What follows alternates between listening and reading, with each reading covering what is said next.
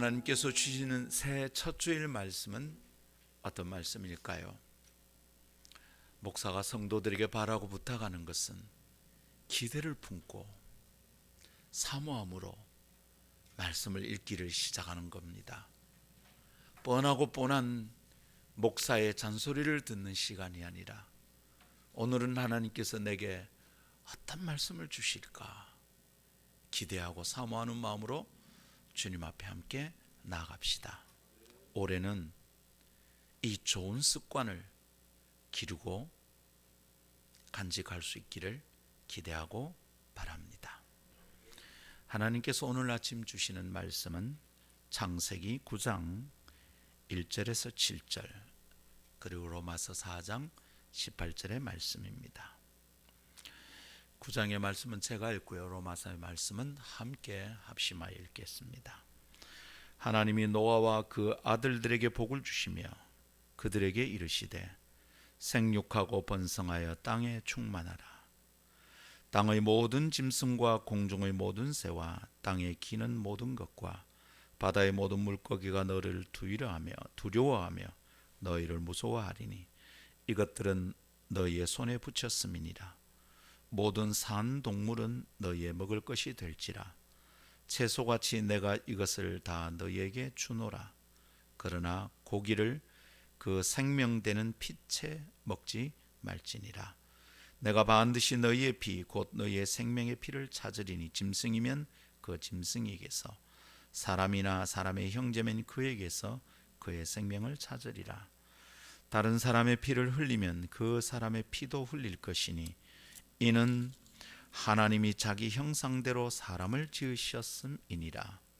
너희는 생육하고 번성하며 땅에 가득하여 그 중에서 번성하라 하셨더라. 로마서 4장 18절 마음을 맞추어서 함께 읽겠습니다. 시작. 아브라함이 바랄 수 없는 중에 바라고 믿었으니 이는 네 후손이 이 같으리라 하신 말씀대로 많은 민족의 조상이 되게 하려 하심이라. 아멘. 이것은 하나님의 말씀입니다. 하나님의 말씀은 능치 못함이 없습니다. 아멘.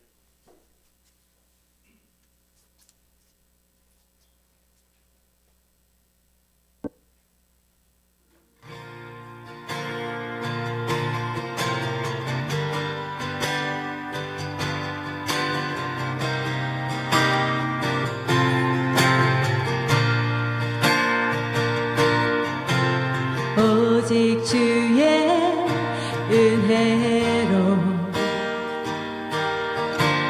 지금 여기 서 있네. 한없는 경배 한없는 찬양 내 영혼 예배드리네.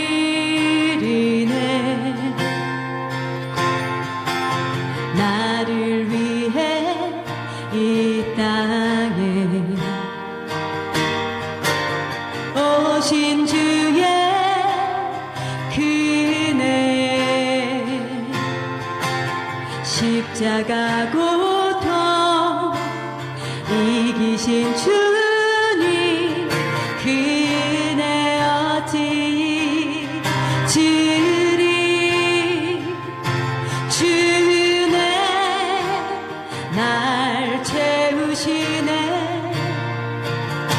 주네 복에 오시네. 살아가는 동안 은혜로만 살린 십자가 은혜로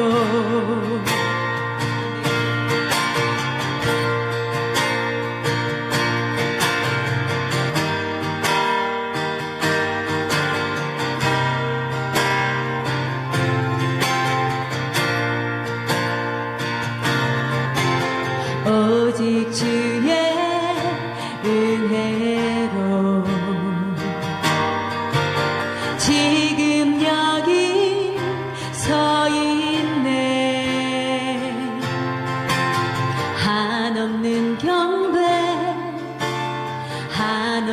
찬양 내 영혼 예배드리네 나를 위해 이 땅에 오신 주의 은혜 십자가 고통 이기신 주님 그 은혜 어찌 잊으리 주는 날 채우시네 주는 보게 하시네 살아가는 동안 은혜로만 살린 십자가 은혜로 주네 날 채우시네 주네 보게 하시네 살아가는 동안 은혜로만 살린 십자가 은혜로 살아가는 동안 은혜로만 살린 십자가 은혜로 십자가 은혜로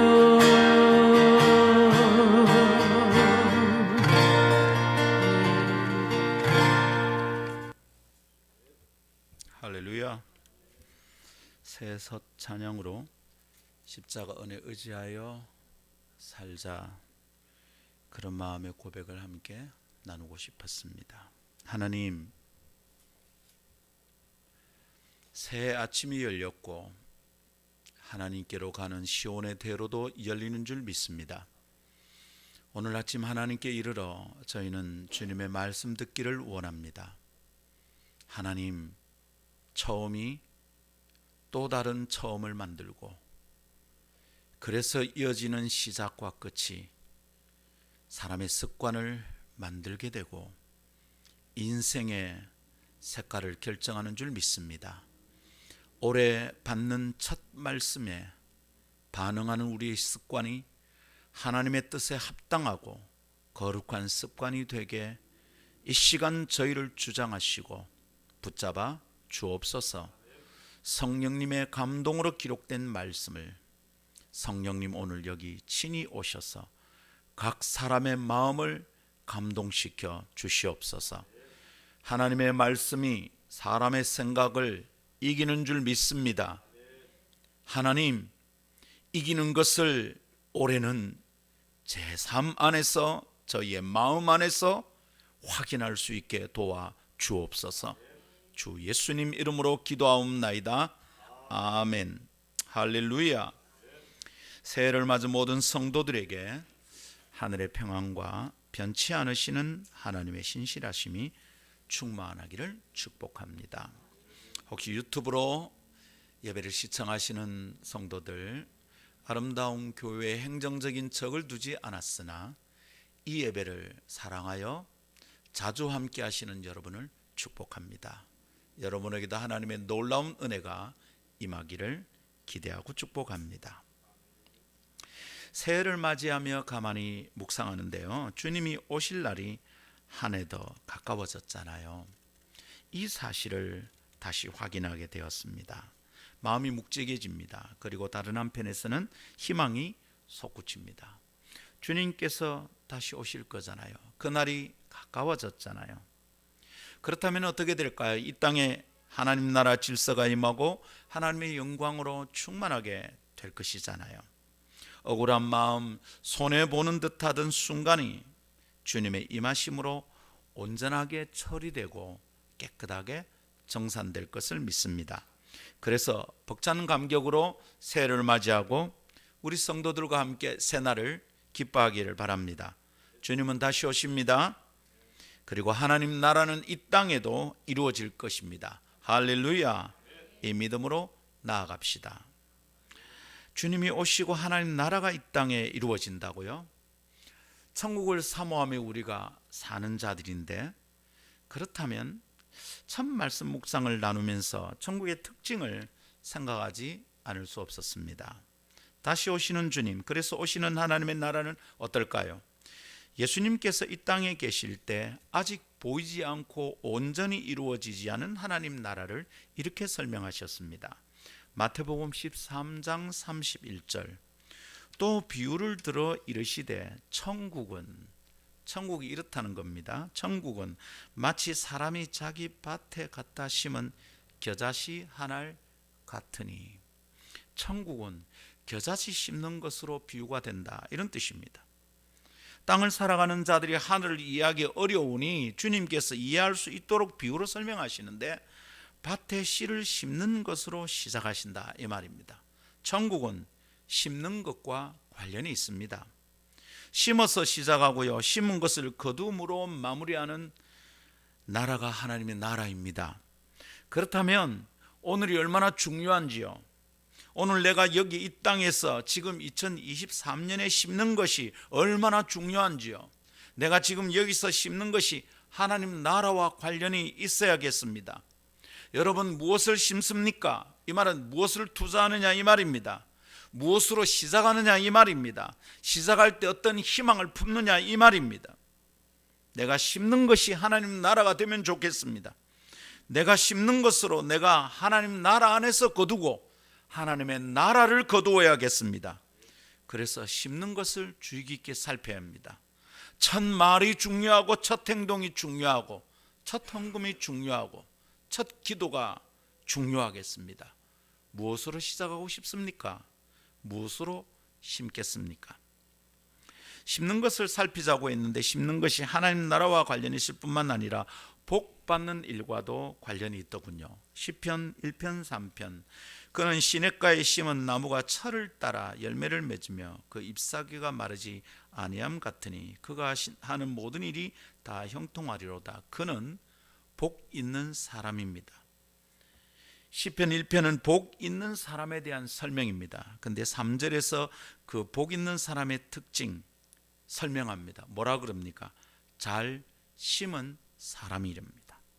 그는 시냇가에 심은 나무 같아, 이 말입니다. 그래서 여러분, 심는 일이 하나님 나라 안에서 복 받는 자들이 할 일이라는 것을 알겠습니다. 잘 심는 것은 하나님 나라에서 중요하고, 하나님 나라 안에서 심는 자들이 복 받는 자들이다, 이 뜻입니다. 여러분 다 복 받기를 바랍니다. 그렇다면 여러분은 하나님 나라 안에서 심고 하나님 나라 안에서 거두는 것을 꿈꾸며 투자해야 합니다. 2023년 맞이하는 성도들, 그렇다면 우리는 복 받는 사람이 되고 싶은 소망을 품고 서로를 축복하며 출발하고 싶은데, 그러면 여러분, 복 받는 사람은 말씀을 통하여 무엇을 깨닫고 심어야 할까요? 여러분은 오늘 아침 무엇으로 시작했습니까? 혹시 오늘도 지난해처럼 불평으로 시작했습니까? 짜증으로 시작했습니까? 한숨으로 시작합니까? 억지로 깨어난 겁니까? 오늘 아침 무엇으로 시작했습니까? 2023년의 첫 말씀은 희망을 심는 것을 깨닫는데 초점이 있습니다. 우리는 심는데 희망을 심자는 겁니다. 첫 마디가 희망이 되길 바랍니다. 첫 마디가 힘든 것이 아니고, 첫 마디가 절망이 아니고, 첫 마디가 별것 없네가 아니고, 첫 말이 희망이기를 바랍니다. 그래서 다음 세 가지 묵상의 고리를 잘 풀어서 주님의 뜻을 깨닫는 은혜를 받도록 합시다. 첫 번째, 희망은 먼저 하나님에게서 찾을 수 있습니다. 너무 중요한 시작이죠. 희망은 먼저 하나님에게서 찾을 수 있습니다. 두 번째, 희망은 실제의 현장에서 구체적으로 살게 만듭니다. 희망이 있는 사람은 다르게 산다는 뜻입니다. 세 번째, 희망을 심는 것은 매우 적극적인 일입니다. 세 가지 말씀을 묵상할 때 지난해와 다른 은혜, 새로운 은혜가 우리 가운데 충만하기를 기대하고 축복합니다. 첫 번째 따라합시다. 희망은, 이 말을 힘있게 외칩시다. 희망 얼마나 좋습니까? 희망은 먼저 하나님에게서 찾을 수 있습니다. 희망을 어디서 찾느냐 이 말입니다. 희망을 심으려면 그 희망의 씨앗이 어디 있냐 이 말입니다. 우리는 어디에서 희망을 찾고 희망을 시작할 수 있습니까? 성경은 희망은 먼저 하나님에게서 시작되고 하나님에게서 찾을 수 있다는 걸 말씀해 주십니다. 답답하고 힘드셨죠? 지난해를 올해 또 반복한다면 못 살 것 같죠? 희망이 내겐 없는 것 같죠? 우리 교회는 뭐가 더 달라지겠습니까? 천재배인데 작년에 보던 얼굴도 지금 없어, 코로나 때문에. 그러니 여러분, 우리 무슨 그림이 달라질 거라고 기대할 수 있습니까? 별 것 없네, 또 똑같네. 그렇죠? 사람 속에서, 우리 속에서, 우리 그림 속에서 희망을 찾기 어렵습니다. 희망은 어디서 찾습니까? 하나님에게서 찾을 수 있습니다. 할렐루야. 이게 목사 말이라면 여러분 믿어도 되고 안 믿어도 됩니다. 근데 성경을 묵상하면 깨닫는 것이 그것이라면 믿어야 합니다. 오늘 우리가 심는 것에 대하여 묵상한다 그랬습니다. 그래서 구약을 보니 심는다는 표현이 나타나는 중요한 포인트가 있더라고요. 그게 오늘 우리가 읽은 창세기 9장입니다. 창세기 9장 1절에서 7절을 읽었는데요, 이 문맥이 끝나는 지점, 하나님이 축복하시고 약속하시고 언약을 맺은 다음에 시작하는 본문이 창세기 9장 20절쯤인데요, 창세기 9장 20절에 노아가 농사를 시작했답니다. 농사를 시작하여 포도나무를 심었다 그럽니다. 노아가 농사를 시작했습니다. 포도나무를 심었습니다. 여러분, 평범한 얘기 같잖아요. 그때는 뭐 농경사회니까 그럴 수 있겠다 싶습니다. 그런데 언제 포도나무 심었습니까? 언제 농사를 시작했냐고요. 그때가 언제인가를 살펴보면 놀랍습니다. 자, 언제일까요? 노아하면 연상되는 바로 그 사건, 뭐죠? 그렇죠, 대홍수죠. 노아 대홍수 사건 이후에 노아가 방주에서 나와 예배를 딱 드립니다. 그 예배 드린 다음에 가장 먼저 한 일이 뭐냐면 포도나무를 심는 것이었습니다. 포도나무 심는 게 대단한 일일까요? 목사는 왜 새 첫 메시지를 노아가 뭘 심는 것, 노아가 포도나무를 심는 것에서 찾아낸 것일까요? 중요한 뜻이 있는 것 같습니다.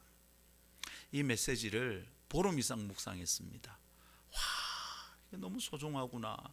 제 마음이 막 뛰었어요. 새 첫 메시지를 이 말씀으로 나누어야 되겠다. 그리고 이 메시지 속에서 올해 표를 정했답니다. 자, 노아가 포도나무를 심는 행위를 생각해 봅시다. 농사를 하기로 작정하고 무엇을 심는다는 것은 농부가 뭘 기대하는 겁니까? 가을에 추수할 것을 기대하고 심는 겁니다. 그러니까 농사를 한다, 무엇을 심는다는 것은 희망과 관련이 있는 행동인 거예요. 무엇을 심는다는 것은 거둘 것에 대한 기대가 전제되어 있죠. 거두고 싶지 않은 사람은 심지 않습니다. 내 미래에 대해서 별 생각이 없는 사람은 지금은 노닥거립니다. 지금을 즐기고 끝납니다. 심지 않는 사람은 거둘 것을 바라면 안 됩니다. 지금 심는 게 나의 미래가 될 겁니다. 지금 투자하는 것이 내 노년이 될 것입니다. 심지 않으면 거둘 수 없고 심으면 거둡니다. 그것은 하나님의 원리이고 자연의 이치입니다. 노아는 포도나무를 심고 있습니다. 뭘 심은 겁니까? 나무 한 그루 심은 게 아닙니다. 희망을 심은 겁니다. 앞으로 될 일을 기대하며 꿈꾸며 심은 것입니다. 한번 따라합시다. 희망을 심는다. 어떻게 들립니까? 써놓고 제가 멋진데 생각했습니다. 희망을 심는다, 멋진 표현 아닙니까? 그러나 다 망가진 땅, 홍수가 쓸어가고 아무것도 남지 않은 땅에서 희망을 찾고 심는 것은 가능할까요, 여러분? 성경 건성으로 읽으면 안 됩니다. 창세기 9장 20절에서 제가 멈추어 섰어요. 야, 이건 뭐야? 이 사람은 왜 이래? 노아는 어떻게 그런 희망의 작업을 할 수 있었을까요? 여러분, 홍수가 끝나고 방주에서 나왔을 때 노아의 눈에 보이는 게 뭐였겠습니까? 짐승들의 시체, 사람들의 시체,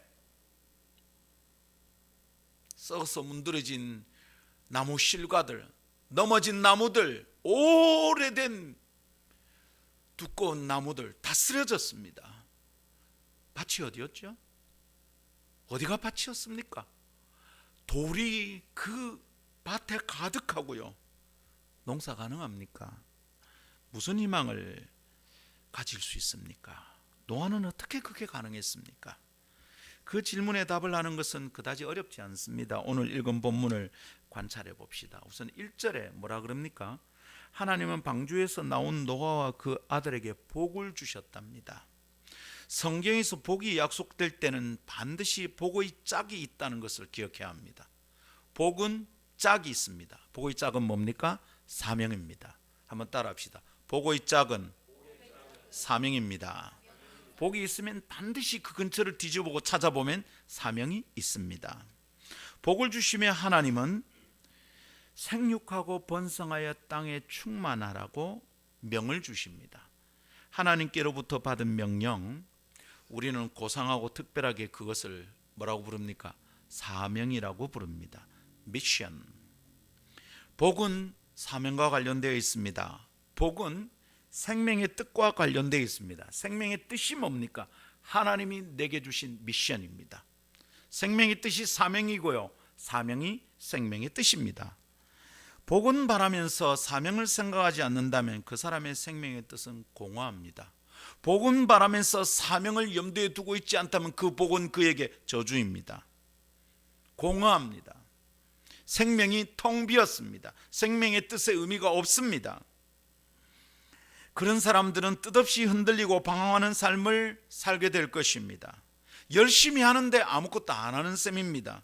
열심히 하는데 아무것도 안 하니 집에 돌아오면 공허합니다. 뭐 했는지 모르겠습니다. 의미 없는 일을 한 것 같습니다. 자꾸 짜증이 납니다. 그러나 여러분, 사명이 있는 사람은 다릅니다. 다른 사람들은 걱정합니다. 목사님 고단하지에, 목사님 아직도 그 고생을 하네. 그 말 듣는 거 굉장히 싫습니다. 왜 쓸데없는 고생을 합니까? 고단한 건 맞습니다. 근데 참 기쁩니다. 내 생명은 공허하지 않습니다. 생명의 뜻은 사명에 있습니다. 할렐루야. 여러분, 그러나 이 생명의 뜻을 제대로 깨닫지 못한 사람들, 곧 사명 없이 복만 추구하는 사람들, 왜 살아야 되는지 목적 없이 열심히 살고 돈을 버는 사람들, 잘 되기를 기대하고 꿈꾸며 달려가는 사람들, 이 사람들 위험합니다. 실제로 사명을 모르는, 곧 생명의 뜻을 찾지 못한 사람이 복을 받으면 위험하다는 것을 우리는 잘 알고 있습니다. 갑자기 로또 터진 사람들 보십시오. 갑자기 대박난 사람들 보십시오. 평당 100원도 안 하던 땅이 갑자기 금사랑이가 땅이 되어서 땅 부자 된 사람들 보십시오. 그들이 어떻게 되고 그들의 자손이 어떻게 되었는지, 돈은 있는데 사명이 없는 사람들이 그 돈을 어떻게 사용하는지, 그렇게 돈을 쓰다가 인생의 결말이 어떻게 되는지 우리는 잘 압니다. 여러분, 그렇게 살고 싶습니까?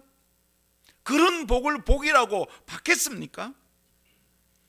생명의 뜻을 깨닫지 못한 자들이 복이라고 말하는 것, 야, 저 사람 잘 됐지, 복 아닙니다. 그러니 하나님의 복을 기대하는 자들은 그 복의 짝이 있다는 것을 기억해야 합니다. 그 복에 이어진 사명을 생각해야 합니다. 잘 살고 싶죠? 돈 좀 더 벌고 싶죠? 새해에는 지금 하는 일이 좀 더 잘 되면 좋겠죠? 잘 돼서 어떻게 하겠다는 겁니까? 잘 되어서 연결되는 사명이 있습니까? 잘 되어서 순종하고 싶은 하나님의 뜻이 있습니까? 없으면 위험합니다. 자, 이제 노아에게 하나님 복을 주셨어요. 그죠? 복을 주시며 함께 주신, 짝으로 주신 커플링 딱 끼워 주신 거죠. 그 사명이 뭡니까? 생육하고 번성하고 땅에 충만하라 였습니다. 어라? 여러분 이거 어디서 본 거 아닙니까? 생육하고 번성하고 땅에 충만하라.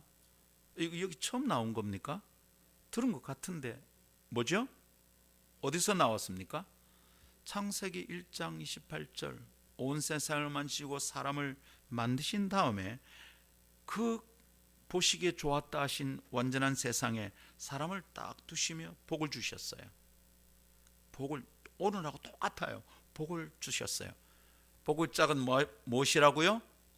사명. 그럼 아담과 하와에게도 복을 주시거나 사명을 주셨을까요? 그렇죠. 그런데 그 사명이 뭡니까? 그 사명이 노아와 그 아들에게 주신 사명과 복사해서 가져다 붙인 것 같습니다. 컨트롤 C, 컨트롤 V입니다. 복 붙입니다. 생육하고 번성하고 땅에 충만하라. 그대로입니다. 이건 무슨 뜻이 있는 걸까요? 하나님께서는 하나님의 사명을 받은 자들이 이 땅에 충만하기를 바라셨어요. 하나님의 뜻을 이루고 하나님의 말씀대로 세상을 다스리기를 원하셨어요. 그렇게 되면 어떻게 됩니까? 온 세상에 하나님의 나라가 임하는 거죠. 그게 하나님의 기대였습니다. 꿈이었습니다. 하나님 희망이 그것이었습니다. 하나님은 희망하는 분이셨어요. 그래서 축복하시고 그래서 사명을 주셨어요. 하나님의 복은 뜻이 없는 게 아니에요. 하나님의 사명은 뜻이 없는 게 아니에요. 목적이 있어, 뜻이 있어요. 희망의 뜻이 있어요. 뭡니까? 하나님의 나라가 이 땅에 임하는 것이었어요. 그런데 하나님의 희망이 꺾이고 맙니다. 사람의 죄가 온 세상에 가득하게 되고 말았죠. 홍수의 이유가 되었습니다. 하나님의 뜻이 세상에 가득하고 하나님의 말씀과 영광이 가득하게 되는 것이 아니라 사람의 죄가 온 세상을 가득 채웠다 이 말입니다. 하나님의 희망은 어떻게 됩니까? 꺾이는 것 같습니다. 하나님은 당신의 희망이 흐르는 그 땅을 홍수로 쓸어버리셨습니다. 하나님의 희망은 어떻게 되었습니까? 하나님은 희망을 포기한 것 같습니다. 그래서 홍수로 쓸어버린 그 땅은 어떻게 되었습니까? 그 아름다운 땅, 보시기에 좋다고 하셨던 그 땅은 망가졌습니다. 그러면 하나님은 희망을 포기하셨을까요? 궁금합니다. 궁금하지요? 궁금하면 500원. 홍수가 쓸고 간 자리에 하나님은 무엇을 하시는지 보십시오. 사람을 다시 남기십니다. 그리고 그들에게 사명을 주시는데 우리는 그때 깜짝 놀라게 됩니다. 남겨두신 사람들에게 주신 사명이 창세기 1장에서 품으셨던 그 하나님의 희망과 다르지 않기 때문입니다. 하나님이 창세기 1장에서 아담과 하와에게 주셨던 약속과 사명을 글자도 틀리지 않게 다시 노아에게 주고 계십니다. 알겠죠, 여러분? 뭔지 알겠죠? 하나님은 희망을 포기한 게 아니셨어요. 하나님은 여전히 희망을 품고 계셨어요. 이 땅이 어떻게 되었으면 좋겠다. 하나님의 소원은 변하지 않았어요. 여전했어요. 깨달아야 돼요. 하나님은 땅을 향한 희망을 포기하지 않으셨던 거예요. 하나님은 희망의 하나님이세요. 사람은 절망하지만 하나님은 희망하십니다. 사람은 절망하여 포기해도 하나님은 포기하지 않고 희망하십니다. 사람은 한숨을 쉬어도 하나님은 희망의 영을 사람의 고에 불어넣으시는 겁니다. 할렐루야. 새해를 맞이하는 성도들은 희망을 가집니다. 새해 이루고 싶은 바람이 많습니다. 적금을 어떻게 붓고 주식은 어떤 곳에 투자를 하고 올해는 땅을 사자 희망을 가집니다. 그런데 그 희망의 뿌리가 튼튼해야 이루어지고 그 희망의 뿌리가 깊이 뿌리를 내려야 연말까지 흔들리지 않고 잘 갈 것인데 어떻게 하면 됩니까? 하나님입니다. 하나님으로부터 희망이 시작된다는 것을 믿고 붙드는 것으로 그것이 가능합니다. 여러분 마음이 얼마나 연약한 줄 알죠? 작심삼일이잖아요.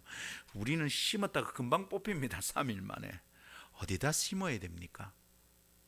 하나님입니다. 할렐루야. 하나님은 희망을 심고 품고 결코 포기하지 않으십니다. 우리가 하나님에게 희망의 뿌리를 내리면 우리의 희망은 절망이 되지 않을 겁니다. 혹시 내게는 희망이 보이지 않는다고 고개 숙이고 포기한 사람들이 있을까요? 고개를 숙이고 살피는 이 땅에 아무리 뒤져봐도 절망뿐이라 할지라도 고개를 들고 하나님을 바라보면 희망을 찾을 수 있습니다. 이것을 믿으십시오. 거기서 희망이 시작됩니다. 희망은 먼저 하나님에게서 시작됩니다. 노아가 열심히 하기 때문에 뭔가 되겠다가 아니라 하나님이 노아에게 희망을 걸고 계시거든요. 하나님이 홍수로 망가진 그 땅에 먼저 희망을 심고 계시거든요. 그렇다면 희망을 하나님에게서 찾는 것이 참입니다. 옳습니다. 완전합니다.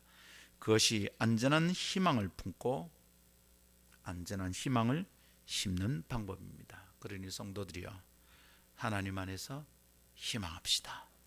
우리 모두 하나님을 바라봅시다. 하나님, 올해는 내게 무슨 일을 기대하십니까? 하나님의 뜻을 궁금해합시다. 하나님의 뜻을 알아냅시다. 그래야 순종합시다. 할렐루야. 희망은 먼저 하나님에게서 시작됩니다. 두 번째 따라합시다. 희망은 실제 현장에서 구체적으로 살게 만듭니다. 할렐루야. 희망은 그냥 생각인가 관념인가? 아니고 희망은 구체적으로 살아가는 삶이 됩니다. 이 말입니다. 실제의 삶에 적용되는 힘이 됩니다. 자, 하나님은 복을 주시고 사명도 주셨다 그랬죠. 하나님의 복을 받고 사명을 받은 노아와 그 아들들은 이제 어떻게 살아야 될까요? 사명에 순종해야 되겠죠. 그런데 기가 막힌 순간이었겠습니다. 아니, 무슨 사명이라는 것이 가용자원이 있을 때 주셔야지, 뭘 할 만한 게 있을 때 주셔야지. 아무것도 없잖아. 이렇게 홍수가 다 쓸어가 버린 땅에서 사명을 이루라고 너무하시는 거 아닌가? 너무하시다. 우리 보고 죽으란 말이가. 겨우 방주에서 살려놓고 죽으란 말이가. 노아의 심정이 어쩌면 그럴 수 있었겠습니다. 그의 마음은 정말 어떠했을까요? 아니, 우리는 어떻습니까? 코로나가 들이닥치고 쓸어가 버린 교회는 남은 사람이 별로 없었잖아요. 일을 하자니 일꾼이 모자라고요. 반주자도 없고요. 기도 제목을 던지자니 기도꾼이 없었습니다. 기도에 모일 사람이 없는데요. 찬양을 드리자니 찬양팀 구성이 안 됩니다. 그랬었습니다. 무엇을 할 수 있었습니까? 아이고, 사람을 고용하면 되잖아요. 없으면 사람을 고용할 수는 있지 않을까요? 그렇습니다. 그런데 교회의 재정 충당은 성도의 헌금이 주 통로라고 생각하는 사람들에게 교인이 사라진 코로나 상황은 홍수가 쓸고 간 노아의 삶의 현장과 닮았습니다. 똑같습니다. 깜깜하게만 합니다. 교회의 재정은 성도의 헌금만으로 된다는 생각이면 희망은 없습니다. 그래서 많은 사람들이 힘들어했습니다. 우리 교회를 걱정했고 김 목사를 사랑하는 분들은 염려가 태산이었습니다. 깜깜했습니다. 그것이 2년 전, 아니 이제는 3년 전이네요. 3년 전 상황이었습니다. 남은 것이 무엇이었습니까?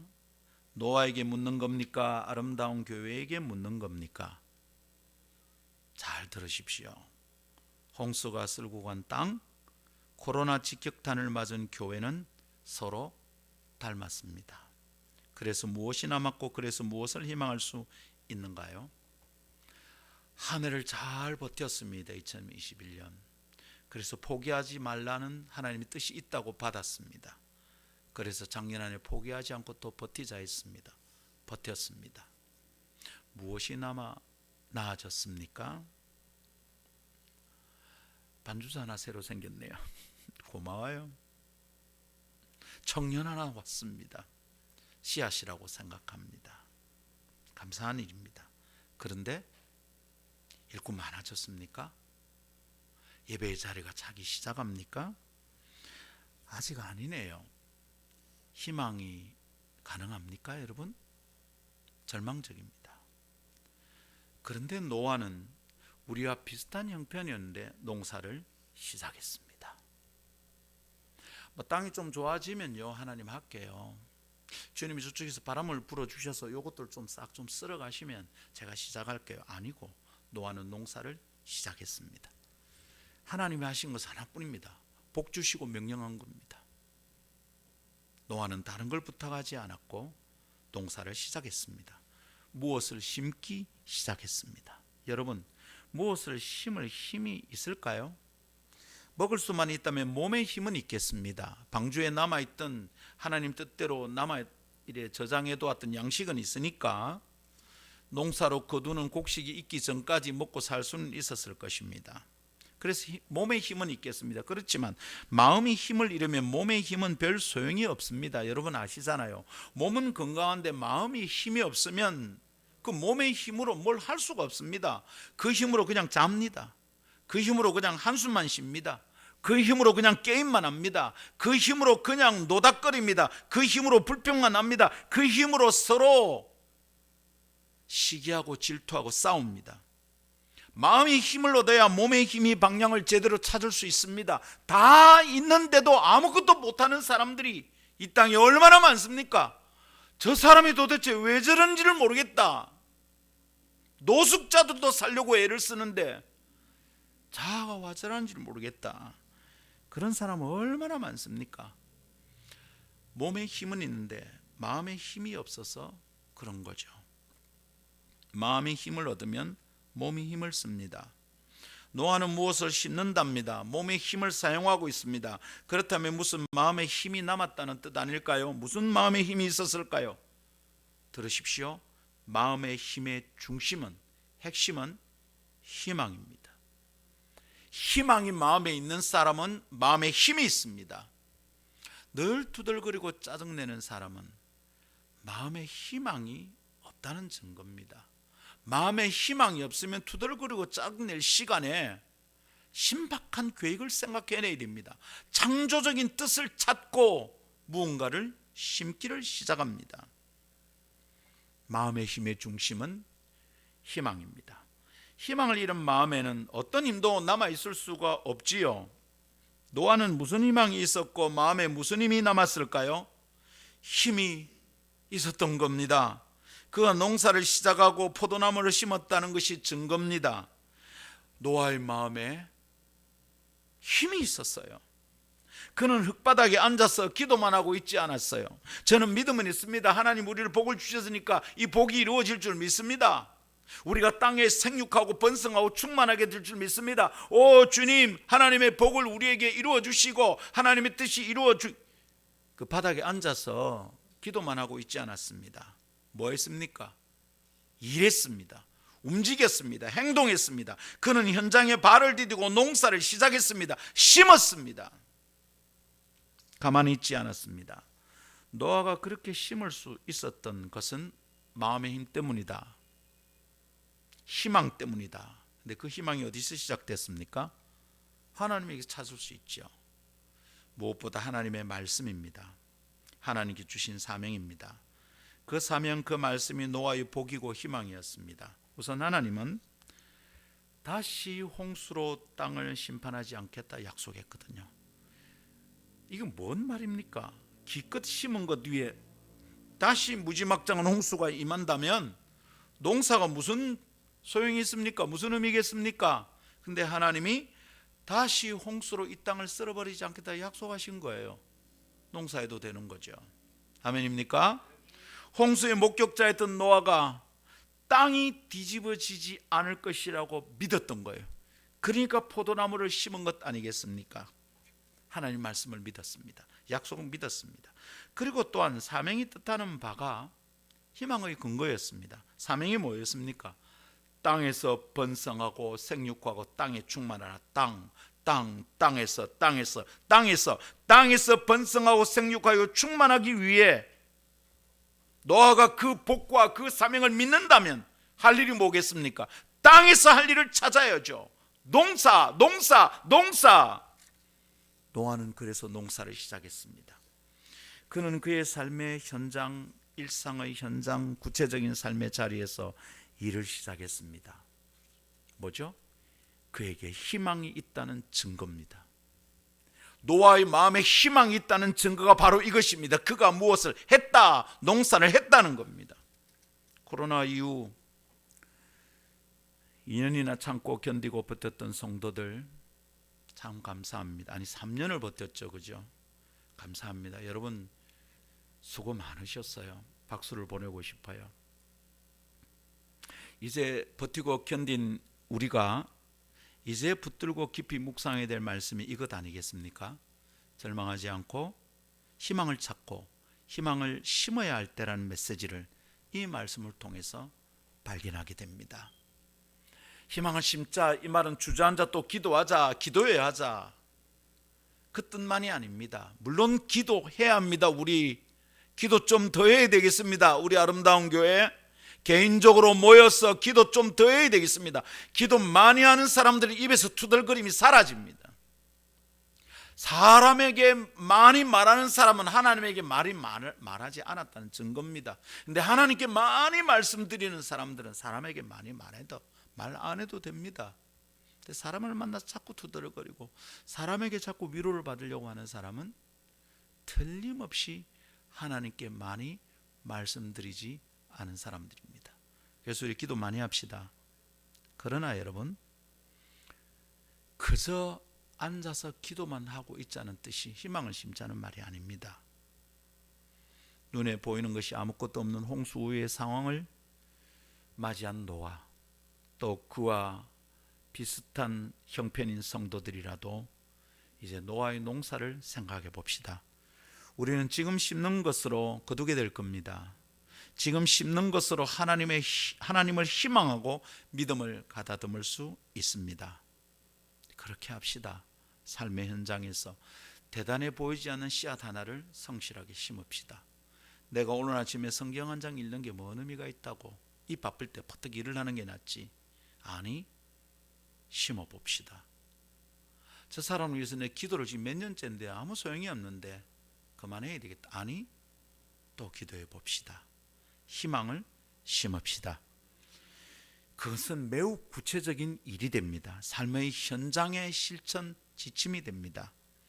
그래서 올해의 표가 희망을 심는 사람이 아름다운 교회입니다. 한번 따라합시다. 희망을 심는 사람이 아름다운 교회. 무슨 말입니까? 어떤 사람을 아름답다고 볼 거냐 이 말입니다. 우리는 희망을 심는 사람들이 아름답다, 이렇게 보는 교회입니다. 할렐루야. 절망한 사람이 아름다워 보일까요? 그런 사람은 다시 보고 싶지 않을 때가 참 많습니다. 그 사람 만나면 괜히 내가 또 짜증이 나요. 내가 막 절망에 감염되는 것 같아요. 그러나 희망을 품고 있는 사람은 확실히 아름답습니다. 눈빛이 달라요. 얼굴빛이 달라요. 하나님의 눈에도 희망을 심는 사람이 아름답습니다. 그리고 사람의 눈에도 희망을 심는 사람이 좋습니다. 그런 사람들과 함께 할 수 있다면 나도 희망을 심을 수 있겠다, 이런 희망이 솟습니다. 나도 행복할 수 있겠다, 이런 희망이 생깁니다. 희망은 그렇게 구체적인 삶의 현장을 다르게 만드는 힘입니다. 구체적인 삶의 현장에서 행동하게 만드는 뜻입니다. 구체적인 삶의 현장에서 살고 싶은 소망을 품게 만드는 하나님의 능력입니다. 할렐루야. 희망은 삶의 현장에서 구체적으로 살게 만듭니다. 마지막 세 번째 따라합시다. 희망을 심는 것은 매우 적극적인 일입니다. 희망을 심는 것은 뭘 할 수 없어서 소극적으로 선택하는 일이 아닙니다. 매우 적극적인 일입니다. 포도나무를 심는 노아를 다시 생각해 봅시다.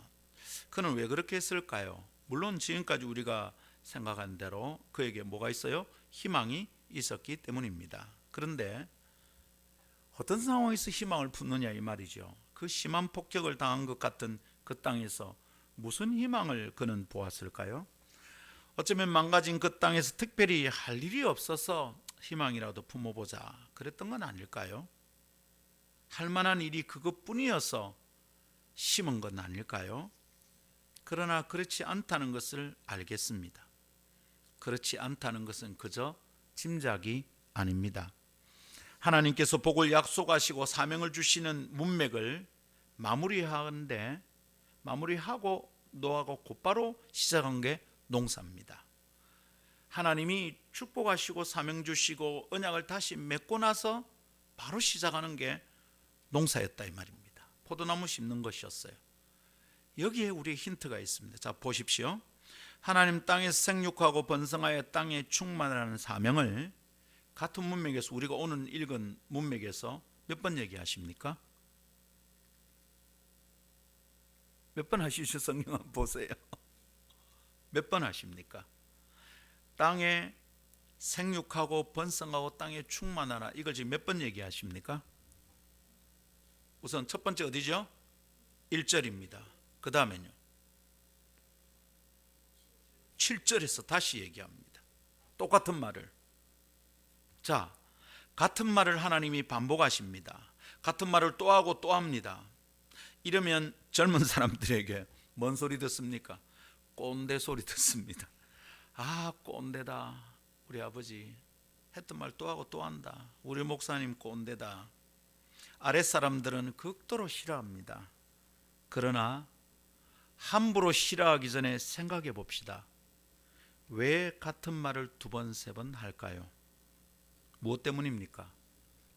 중요하다는 뜻입니다. 중요한데 네가 중요하다는 걸 생각하지 않는 것 같다는 겁니다. 건성으로 듣고 있구나. 그러니까 또 합니다. 왜 반복합니까? 그것에 대한 마음이 간절하다는 뜻이죠. 하나님은 한번 말씀하시고 노아가 하면 하고 하면 말고 뭐 아닙니다. 하나님은 간절하셨던 거예요. 그것을 반드시 실행하기를 바라기 때문입니다. 하나님은 꼰대라서 거듭하여 이야기하시는 게 아닙니다. 노아가 반드시 그래야 하기를 바라기 때문입니다. 그래야 땅이 회복되고 하나님이 꿈꾸시는 아름다운 세상이 이루어지기를 희망하시기 때문입니다. 그래서 주님은 얘기하고 또 얘기합니다. 또 말합니다. 반복해서 말합니다. 노아가 하나님의 뜻을 이해했다면 뭘 보여줘야 됩니까? 예, 주님 알았습니다. 이것이 중요하다는 거 알겠습니다. 주님은 반드시 이루어지기를 희망한다는 거 알겠습니다. 주님의 소원이 간절하다는 걸 알겠습니다. 예, 주님 알았으면 뭐 해야 됩니까? 심어야죠. 바로 심어야죠. 바로 농사를 시작해야 되죠. 노아는 그 하나님의 뜻을 깨달았어요. 하나님을 이해했어요. 수많은 자녀들이 부모의 뜻을 모릅니다. 알겠습니다. 그런데 안 합니다. 수많은 제자들이 선생의 뜻을 모릅니다. 예, 알겠습니다. 안 합니다. 시험에 낙방하고 나서야 압니다. 이게 시험에 나오는 게 맞았구나. 선생님 그래서 자꾸 얘기했구나. 수많은 성도들이 목사의 말을 기뚱으로 듣습니다. 목사 또 잔소리한다 이럽니다. 시작하면 인상을 씁니다. 죄송합니다. 자꾸 말해서 죄송합니다. 그렇지만 제대로 듣고 있습니까? 제대로 들었으면, 알아들었으면 아버지가 왜 반복했어? 선생님이 왜 반복했어? 목사가 왜 반복했어? 하나님이 왜 자꾸 똑같은 얘기를 성경에서 얘기하고 얘기하는지 성경은 진린다. 진리기 전에 생각해야 합니다. 왜 그러시죠? 중요하구나. 하나님은 간절히 이것을 원하는구나. 그렇다면 나는 지금 바로 보여드려야 되겠다. 하나님의 뜻을 이해한 노아는 생각하고 있었던 게 아니라, 기도하고 끝난 게 아니라 포도나무를 심기 시작했습니다. 하나님 알겠습니다. 저는 합니다. 매우 적극적인 순종이었던 겁니다. 할렐루야. 자, 심는 것 믿음의 행위였고요, 희망의 몸짓이었습니다. 절망할 만한 상황에서 노아가 선택한 것은 희망이었습니다. 희망을 심는 일이었습니다. 그러니까 노아는 지금 이런 거 아닙니다. 할 일이 없으니 심심풀이 땅콩 같은 마음으로 포도나무를 심은 게 아닙니다. 뭐 할 일도 없잖아, 논의하지 뭐. 우리 그런 말 하는 사람들 많이 만납니다. 그죠? 심심하잖아, 이거라도 하자. 그래서 포도나무를 심은 게 아닙니다. 그것이 그가 반드시 해야 할 일이었습니다. 믿음을 다해 꼭 해야 할 일이 그것이었습니다. 아주 적극적인 일이었습니다. 희망을 품는 것보다, 희망을 따라 살아가는 것보다 더 적극적인 일이 또 있을까요? 희망은 지금은 할 일이 없으니 그 마음속에 생각이라도 해야 되는 것 아닌가, 이런 거 아닙니다. 희망은 매우 적극적인 선택입니다. 그러니 성도들이여, 주저앉아 있지 말고 희망하십시오. 작년하고 똑같은 방식으로 시작하지 마십시오. 예배당 문을 열고 들어오면서 똑같네, 별 사람 없네, 조심하십시오. 예배당의 문을 열고 들으면 희망하십시오. 하나님, 아무것도 달라진 것이 없고 새로운 사람이 없다 할지라도 저는 희망을 신겠습니다. 오 주님, 이 예배당에 사람이 차서 주님을 영화롭게 하는 날을 보고 싶습니다. 그래서 저부터 이 자리를 지킬게요. 심습니다. 할렐루야.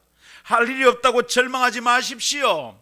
하나님을 바라보면 하나님 안에서 무슨 일을 순종해야 되는지 찾을 수 있습니다. 절망하지 말고 희망하십시오. 희망을 심는 것으로 새해를 시작합시다. 말씀 맺습니다. 믿음의 사람들, 하나님의 사람들에게는 살펴본 공통점이 있어요. 그 공통점이 뭡니까? 로마서 4장 18절은 대표적인 믿음의 사람, 믿음의 조상 아브라함을 이렇게 소개하고 있습니다. 우리가 읽었죠, 그죠? 시작할 때 로마서 4장 18절 다시 한번 보여줄래요? 아브라함이 바랄 수 없는 중에 바라고 믿었으니 이는 네 후손이 이 같으리라 하신 말씀대로 많은 민족의 조상이 되게 하려 하심이라. 할렐루야. 다시 한번 같이 읽어볼까요? 시작. 아브라함이 바랄 수 없는 중에 바라고 믿었으니 이는 네 후손이 이 같으리라 하신 말씀대로 많은 민족의 조상이 되게 하려 하심이라. 자, 여러분, 바랄 수 없는 중에 바랐다. 바란다는 게 영어 성경에 뭐라고 되어 있습니까? 그 아래에 바란다가 그 밑에 뭐라고 되어 있죠? hope. hope 뭡니까? 희망. 바랄 수 없는 중에 바랐습니다. 무슨 말입니까? 아브라함은 희망이 없을 때 희망했다, 이 말입니다. 그리고 믿었답니다. 자기는 100살이 다 되었고요, 사라에게는 경수가 끊어졌습니다. 생물학적 임신 확률 제로, 과학적 확률 제로, 희망이 없는 겁니다. 아니 90이 넘은 할매가, 100살이 다 된 할배가 애를 생산한다, 말도 안 됩니다. hopeless, 희망이 없습니다. 바랄 수 없습니다. 그 바랄 수 없는 중에 희망했습니다. 희망할 수 없는 형편 중에 바랐습니다. 그게 믿음이죠. 성경은 이렇게 설명합니다. 이런 뜻인 겁니다. 아브라함은 바랄 수 없는 중에 바랐다. 그래서 믿음의 조상이 되었다, 이 말입니다. 하나님의 사람들은 가능하겠다 싶을 때만 희망하지 않았습니다. 싹수가 보일 때만 심지 않았습니다. 바랄 수 없는 상황, 희망이 끊어진 형편 속에서 희망하였습니다. 믿음이 있었기 때문입니다. 희망을 포기하지 않으시는 하나님을 믿었기 때문입니다. 성도 여러분, 코로나 때문에 휩쓸려가고 여기 소수가 남았습니다. 남아있는 소수는 어떤 사람이어야 될까요? 목사만 남을 때까지 버티는 사람들이어야 합니까? 별 달라지지 않는 것을 그냥 억지로 꺽꺽거리며 여기 와야 됩니까? 속에서는 불평이 가득한데 겉으로 나오는 말을 참으면서 믿음의 말을 흉내내고 있는 겁니까? No!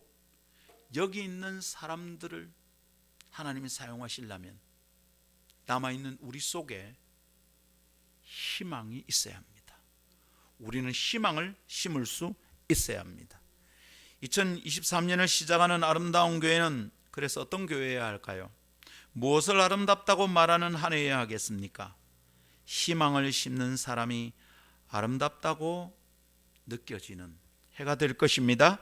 포기하지 않고 희망하시는 하나님을 닮았기 때문에 그런 사람들이 아름다운 겁니다.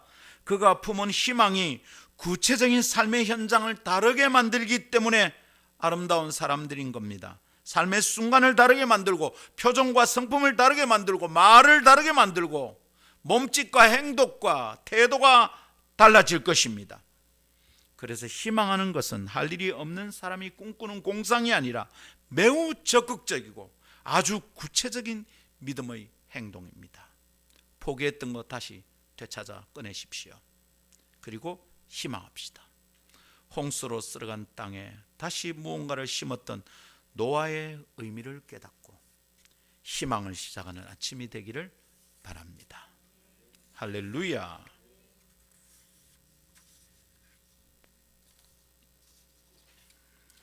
함께 내게 있는 향유옥함 찬양하며